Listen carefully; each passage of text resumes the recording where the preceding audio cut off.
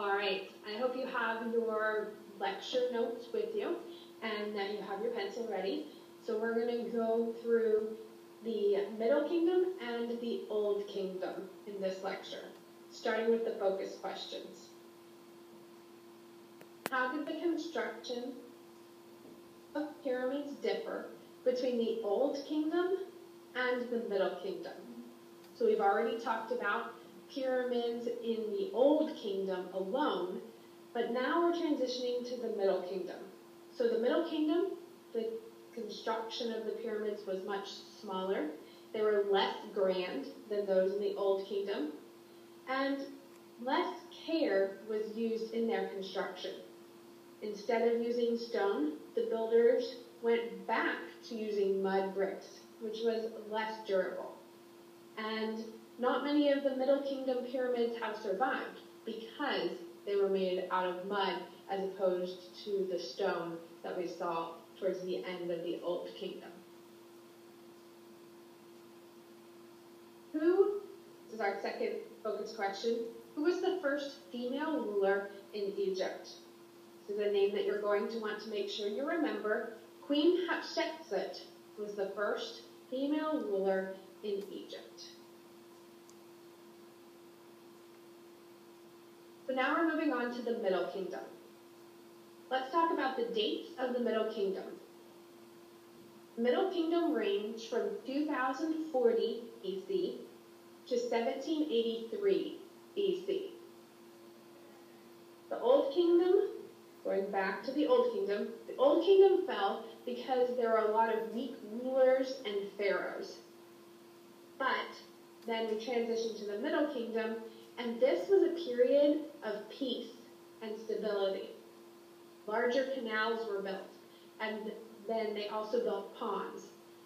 Trade was happening. There was the construction of forts, temples, pyramids, palaces, and other buildings. So the Middle Kingdom was a period of peace and prosperity for the nation of Egypt. And there was lots of construction that happened during this kingdom, like I just mentioned, pyramids, palaces, and other buildings. The most famous Bible character to live during the Middle Kingdom was Joseph. The story of Joseph, when he moves down to Egypt after being sold into slavery and becomes the second greatest ruler, second greatest person in Egypt, the second in command. That is the Joseph that we're talking about, and he lived during the Middle Kingdom of ancient Egypt.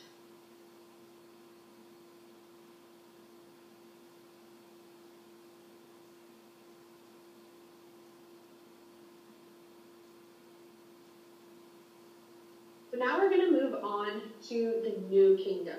We're fast forwarding just a little bit. So the Middle Kingdom ended in 1783 BC, and the New Kingdom starts in 1570 BC and goes all the way until 1075 BC. So the period of the Middle Kingdom lasts about 500 years. Between the New Kingdom and the Middle Kingdom, we have a group of people that invaded ancient Egypt. This people was the Hyksos, and they took advantage of the fact that Egypt kind of declined towards the end of the Middle period, the end of the Middle Kingdom, and the Hyksos ruled in Egypt for 150 years. The Egyptians learned a few things from the Hyksos, though. They learned how to use bronze and iron to make tools, and they also learned how to make horse-drawn chariots with 2 wheels. These are going to be important later on for the warrior kings, which is the kind of characterization of the New Kingdom. This period of history is important. The reason we study the New Kingdom of ancient Egypt is because it was the greatest period of ancient Egyptian history. It was kind of like the golden age, if you will, of the ancient Egyptians. This period is famous for the warrior kings that lived during this time period. The warrior kings. This period of ancient Egypt is important because of the warrior kings. They expanded the size of Egypt by conquering other nations and by gaining wealth through trading. So, New Kingdom, remember warrior kings. We already mentioned Queen Hatshepsut at the beginning of the lecture. She lived during the New Kingdom. She was the first female pharaoh.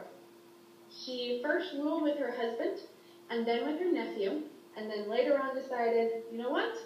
I'm going to be pharaoh all by myself. And she declared herself to be pharaoh, and she was the first female pharaoh. Queen Hatshepsut, first female pharaoh. The next king or pharaoh that your book mentions is Thutmose III. Thutmose III is known as being the greatest warrior king of ancient Egypt. So this is the period of warrior kings, and Thutmose III is known as the greatest warrior king. Thutmose III, greatest warrior king. And he was able to expand his kingdom all the way to the Euphrates River. So he's expanding his kingdom all the way to near where ancient Sumer was located. Now we're going to move on to another famous pharaoh who lived during the New Kingdom, and that's King Tut. King Tut didn't really do anything significant during his reign. King Tut was not famous for doing anything during his reign, but he became famous after he died. King Tut began ruling at age 9. He ruled for about 10 years and died when he was 19. He didn't really do anything super special as pharaoh, but he was buried in the Valley of the Kings. And when his tomb was discovered, it was a very important archaeological discovery. Howard Carter discovered King Tut's tomb in 1922. And it took 8 years to go through all of the stuff that was still in his tomb. So for some reason, King Tut's tomb was not raided by tomb raiders. And King Tut's tomb has given archaeologists a lot of information about what life was like for the kings of the New Kingdom. Next king your book mentions is Ramses II. Ramses II was one of the last great pharaohs. So Ramses II was towards the end of the New Kingdom. He defeated the Hittites and built some of the greatest temples in Egypt. Although most of his tomb had been raided, his mummy was still intact when archaeologists found it, and it is currently on display in Cairo, Egypt. Ever happen to go to Egypt?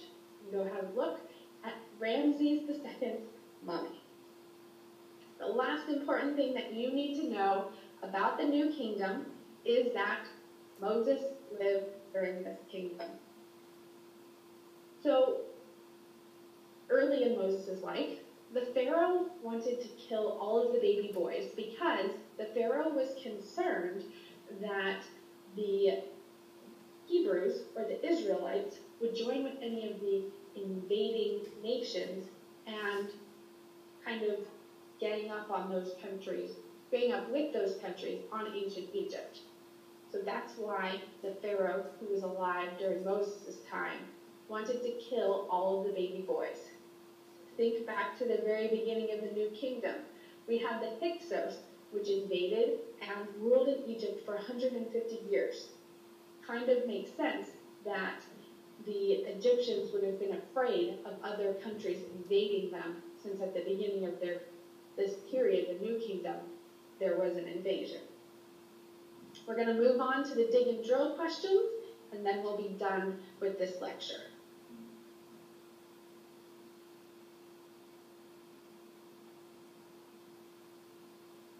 First, dig and drill question. Who was the first female ruler in Egypt?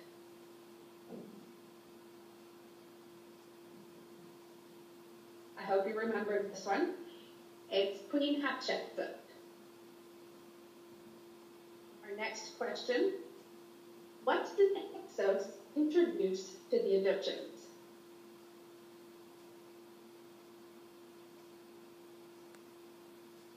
The Hyksos introduced bronze and iron weapons and the two-wheeled, horse-drawn chariot, important for battle, especially since we have the warrior kings during this time period. By whom and in what year was King Tut's tomb discovered?